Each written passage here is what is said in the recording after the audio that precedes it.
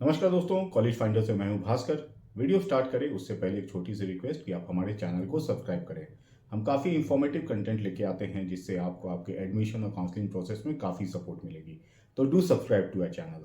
दोस्तों, NEET UG 2024 का round 1 complete हो चुका है और राउंड 2 के लिए प्रोसेस स्टार्ट हो चुकी है। कहीं चॉइस फिलिंग चल रही है तो कहीं रजिस्ट्रेशन स्टार्ट हो चुका है। अब आप सब ने राउंड 1 में पार्टिसिपेट किया है, तो इसमें से दो ही ऑप्शन आपके पास हुए होंगे, या तो आपको सीट मिल गई होगी या फिर आपको सीट नहीं मिली होगी। अगर आपको सीट मिल गई है तो या तो आपने एडमिशन ले लिया होगा या फिर आप अपग्रेडेशन के लिए जा रहे होंगे एडमिशन लेने के बाद।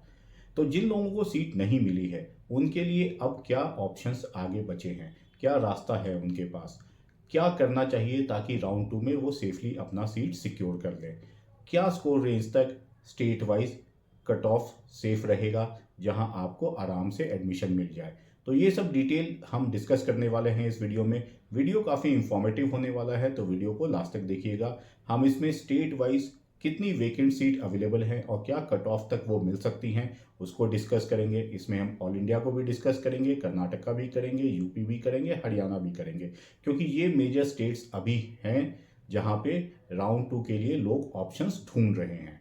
अगर ऑल इंडिया कोटा में गवर्नमेंट कॉलेजेस की बात करें तो जनरल कैटेगरी में ऑल इंडिया कोटा में total number of vacant seats जो हैं वो 2212 हैं। वहीं एम्स में 108 सीट्स हैं, सेंट्रल यूनिवर्सिटीज़ में 20 हैं, ईएसआईसी में 36 सीट्स हैं। तो इन टोटल 2376 सीट्स हैं।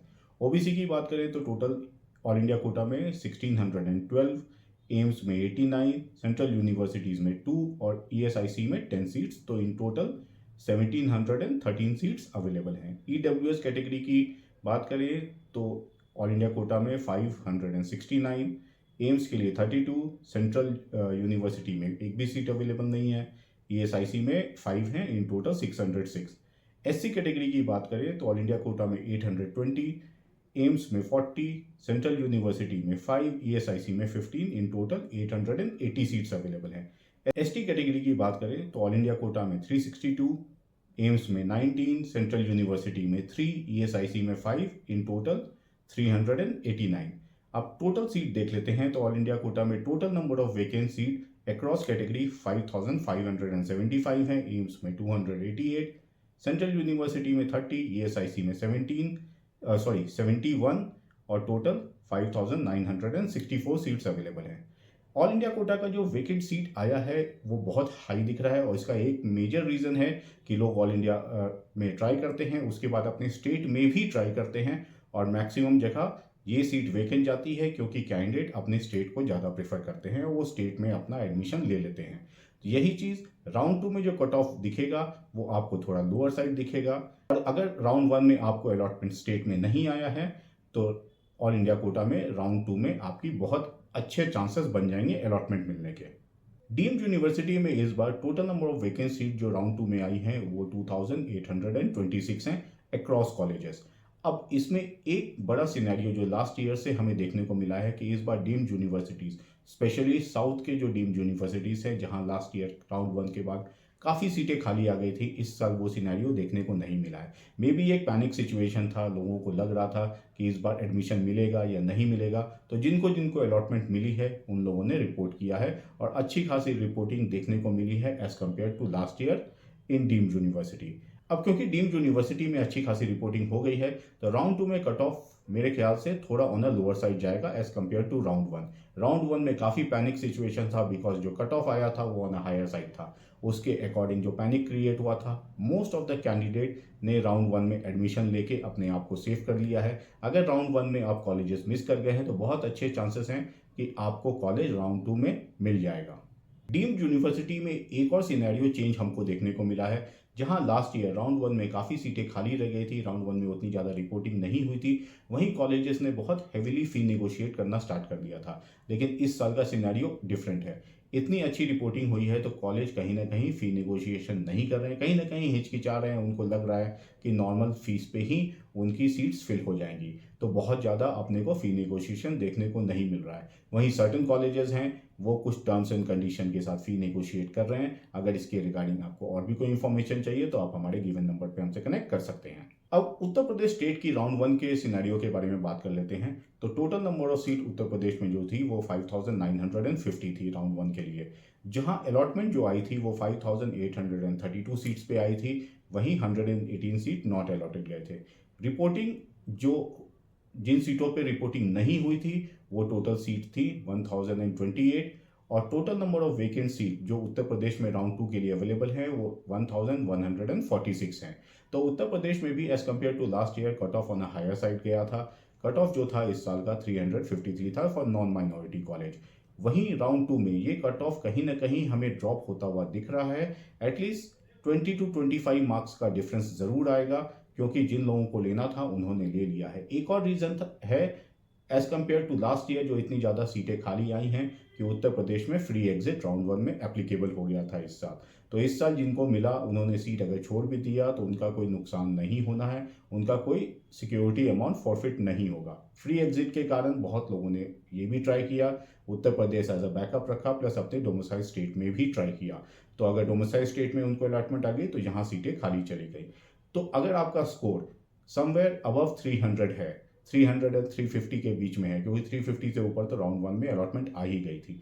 अगर 300 के ऊपर है तो बहुत अच्छे चांस है कि राउंड 2 में आपको यूपी में अलॉटमेंट मिल जाएगा। हरियाणा स्टेट की बात करें तो हरियाणा स्टेट में भी इस साल का जो कट ऑफ था वो 334 था। और total number of vacant seat जो राउंड 2 के लिए अवेलेबल हैं वो 494 हैं। इसमें अल फला में 96, एसजीटी में 90, वर्ल्ड मेडिकल कॉलेज में 109, एनसी में 103 एंड आदेश मेडिकल कॉलेजेस में 96। ये अक्रॉस कैटेगरी की सीट्स में बता रहा हूँ।